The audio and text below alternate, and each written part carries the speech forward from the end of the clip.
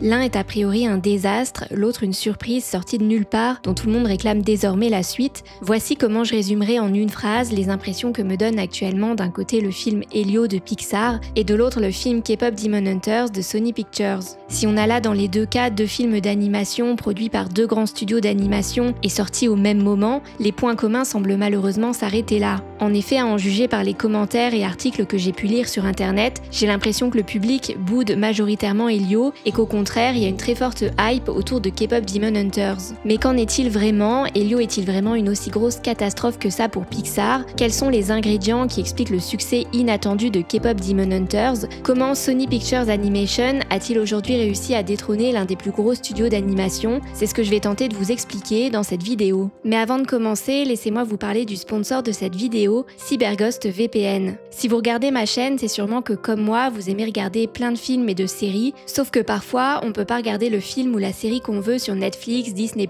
ou toute autre plateforme de streaming, parce qu'il n'est pas disponible dans le catalogue du pays où on se trouve, et ça c'est super frustrant. Par exemple, en ce moment, si vous êtes en France, que vous avez Netflix et que vous voulez regarder le film Hunger Games, la balade du serpent et l'oiseau chanteur, eh bien vous ne pouvez pas parce que le film n'est disponible sur la plateforme que dans 15 pays et la France n'en fait pas partie. Heureusement, avec CyberGhost VPN, il est très facile de contourner ce problème. En changeant virtuellement de localisation, vous pouvez accéder au catalogue de plus de 40 plateformes de streaming comme Netflix, Prime Video ou encore Disney+.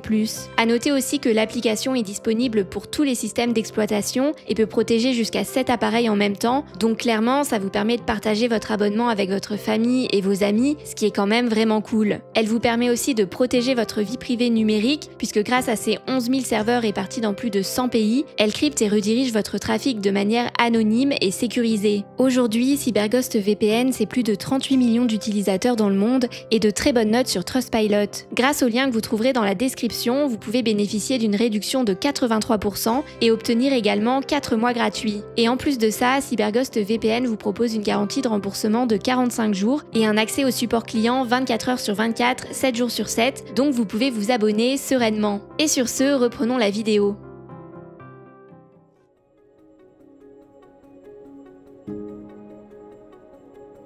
Si les deux films sont tous les deux sortis en juin 2025, Elio a misé sur une sortie dans les salles obscures tandis que K-pop Demon Hunters est directement sorti sur la plateforme de streaming Netflix. Deux stratégies de diffusion différentes qui ont peut-être tout changé dans la perception que l'on a actuellement du succès de l'un et de l'échec de l'autre. Je m'explique. Si on se base sur les notes attribuées au film, on remarque une chose. Généralement, K-pop Demon Hunters obtient une meilleure moyenne que Elio, mais Elio n'est pas très loin derrière. Sur Allociné, K-pop Demon Hunters a actuellement une note de 4,3 sur 5, tandis que Elio a une note de 3,8 sur 5. Sur Rotten Tomatoes, la moyenne des notes des spectateurs est la même, en revanche K-pop Demon Hunters l'emporte sur la moyenne des notes des critiques, ou encore sur le site IMDb, Elio a actuellement une note moyenne de 7 sur 10 contre 7,8 sur 10 pour K-pop Demon Hunters. Bref, on peut dire que globalement, K-pop Demon Hunters l'emporte sur Elio, mais il n'y a pas non plus de quoi en conclure qu'Elio n'est pas aimé par le public, loin de là. Néanmoins, on peut dire qu'Elio est très certainement quand même une déception à ce stade pour Pixar, puisqu'il a battu un triste record, celui du pire démarrage de l'histoire du studio au box-office. Alors qu'à l'inverse, K-pop Demon Hunters, qui a misé sur une sortie directement sur Netflix, a réussi à faire parler de lui pour son très bon démarrage sur la plateforme de streaming, en se hissant à la première place du classement dans 33 pays quelques jours après sa sortie, et en intégrant le top 10 dans 93 pays.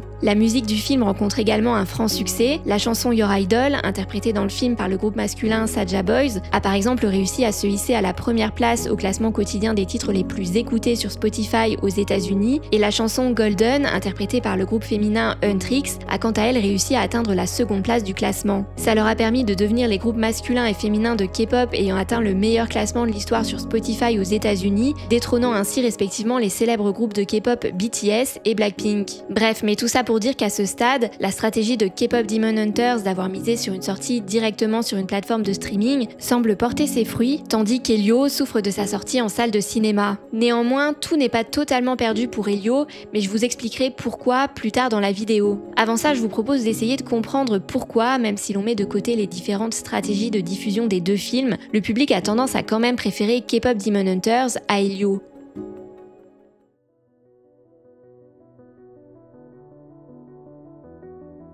Tout d'abord, jetons un œil au synopsis des films. Sur Allociné, voici comment est présenté K-pop Demon Hunters. Les membres d'un groupe de K-pop célèbre doivent concilier leur vie sous les feux de la rampe et leur identité secrète de chasseuse de démons, le tout baignant dans un décor coloré de mode, de cuisine, de style et du mouvement musical le plus populaire de la génération actuelle. Or aujourd'hui, s'il existe déjà plein de films et de séries qui parlent de démons et d'autres qui parlent de K-pop, j'en connais pas d'autres qui eut l'idée de mixer les deux ensemble. L'association est unique et originale et marque fortement les esprits. C'est aussi une véritable prise de risque, il faut le dire, mais qui a payé dans le cas de K-pop Demon Hunters. Voyons maintenant le synopsis d'Elio, enfin un extrait parce qu'il est un peu long. Elio, un garçon de 11 ans, rêveur et passionné d'espace, peine à trouver sa place sur Terre. Mais sa vie bascule lorsqu'il est mystérieusement téléporté dans le Communiverse, une organisation intergalactique. Il se retrouve propulsé au cœur d'une mission aussi périlleuse qu'extraordinaire. Heureusement, il pourra compter sur Glordon, un extraterrestre aussi loufoque qu'attachant, et sur sa tante Olga qui veille sur lui depuis la Terre. Donc en gros, Elio c'est l'histoire d'un jeune garçon et d'un extraterrestre, ce qui n'est pas sans rappeler E.T. l'extraterrestre de Steven Spielberg, qui a d'ailleurs été une inspiration majeure pour les créateurs d'Elio. À tel point que le personnage principal, Elio, s'appelle ainsi en référence au personnage d'Elliot dans le film de Steven Spielberg. Mais résultat, on peut se demander si ce synopsis n'a pas un peu moins séduit les spectateurs en comparaison de celui de K-pop Demon Hunters, en raison de son concept peut-être un peu moins original et moins surprenant. Maintenant, on ne peut évidemment pas comparer deux films d'animation sans parler de leur esthétique.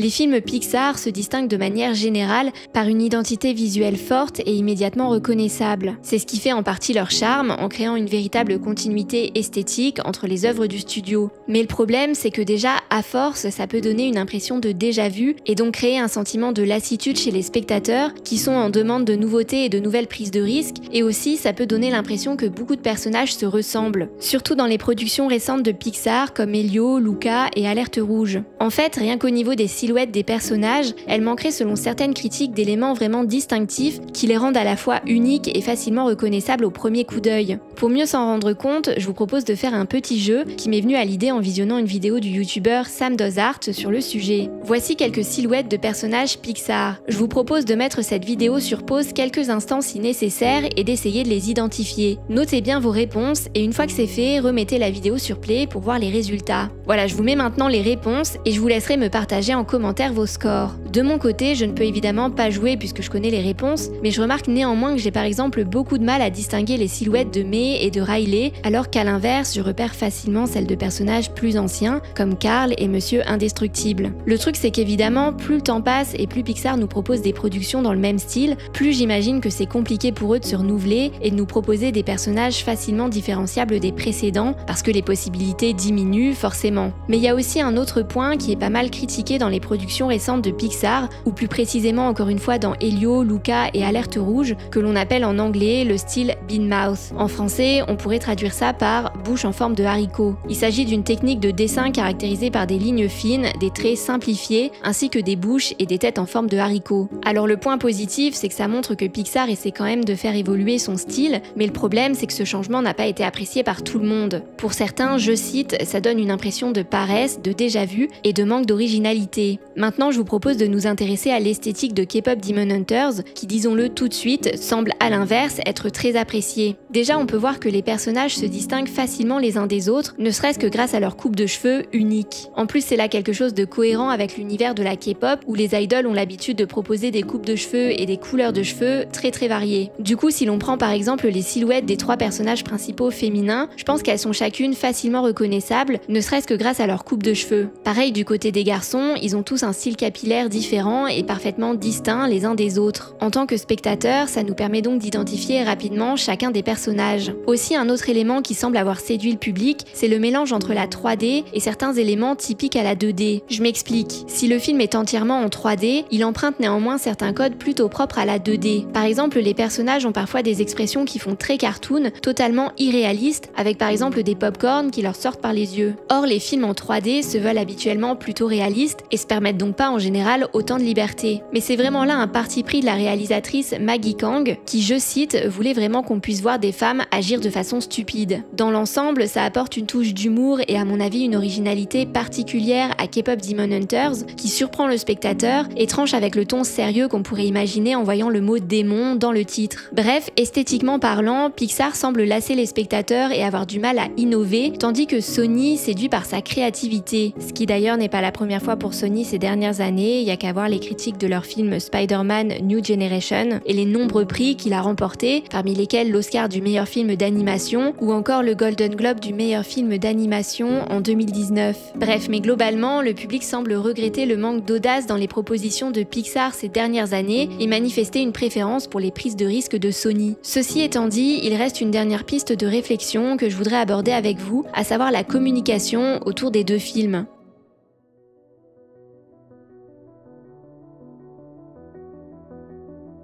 Du côté de K-pop Demon Hunters, on a eu droit à une communication moderne, avec par exemple une version du titre Takedown chantée par 3 membres du groupe de K-pop Twice, mais aussi au lancement sur les réseaux sociaux de challenges comme le Takedown Challenge et le Soda Pop Challenge, ou encore à une forte activité de Netflix sur les réseaux sociaux pour promouvoir le film. Après un live du célèbre groupe de K-pop BTS, dans lequel on pouvait entendre l'un des membres RM chanter la chanson Soda Pop du film, le compte X de Netflix a par exemple changé sa bio en BTS Noticed Saja Boys, soit en français, BTS a remarqué les Saja Boys. Et quelques jours plus tard, après qu'un autre membre, Jungkook, a parlé du film dans un autre live, Netflix a cette fois-ci écrit dans sa bio « Jungkook a regardé K-pop Demon Hunters ». Bref, la communication autour du film est moderne, drôle et parfaitement adaptée à sa cible, à savoir notamment les fans de K-pop. Même si précisons toutefois que de nombreuses personnes ont vu K-pop Demon Hunters et l'ont apprécié, même sans être fan de K-pop. Bref, mais en revanche, du côté d'Elio, la communication semble plus timide. Voici ce qu'on peut notamment lire sur le site L'éclaireur Fnac. La communication autour de ce nouveau projet semble presque inexistante. Et sur le site /film, rien n'est plus frustrant que de voir des entreprises valant des milliards refuser de consacrer les ressources nécessaires pour assurer le succès de l'une de leurs propres productions. Il semble évident que Elio a finalement été victime d'une maison mère qui a décidé de limiter les pertes et d'économiser sur une campagne marketing coûteuse. Même en dehors de notre bulle de cinéphile, un récit s'est formé selon lequel Disney aurait enterré ce film. Certaines personnes prétendent notamment que Disney n'aurait au départ par exemple pas fait autant de publicité à la télévision que d'habitude, ou encore sur le site L'éclaireur Fnac, on peut lire « Dernier signe annonciateur de ce film sorti en catimini, le non-événement lors du festival d'animation d'Annecy entourant Elio ». Alors que d'ordinaire, le studio profite du festival pour présenter ses films en avant-première, Elio a simplement eu droit à une courte présentation lors d'une conférence dédiée avant tout aux 30 ans de Toy Story. A noter aussi qu'en France, le film n'a bénéficié d'aucune avant-première, contrairement à Vice Versa 2 l'an dernier. Bref, on peut se demander si Disney ne s'attendait pas à un tel fiasco au niveau critique qu'ils ont tout simplement renoncé à en faire la promotion afin de limiter les frais. Il faut dire que le film aurait subi de nombreux changements en cours de route, changements de réalisateur, de thématique, etc.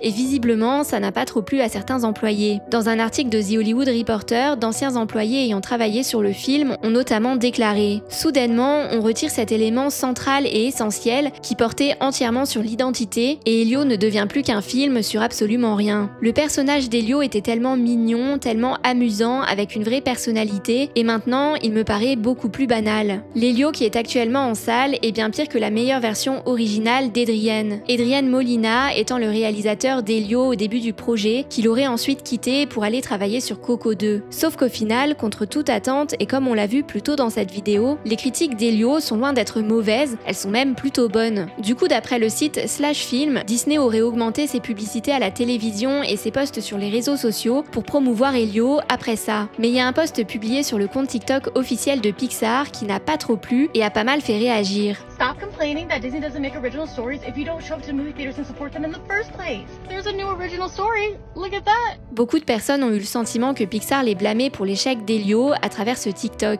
Donc bref, la communication autour des deux films, ciblée pour l'un mais tardive et parfois maladroite pour l'autre, est un point qui peut encore une fois expliquer pourquoi le public semble globalement avoir préféré K-pop Demon Hunters à Elio. Mais comme je vous l'ai dit un peu plus tôt dans cette vidéo, tout n'est pas totalement perdu pour Elio et voici pourquoi.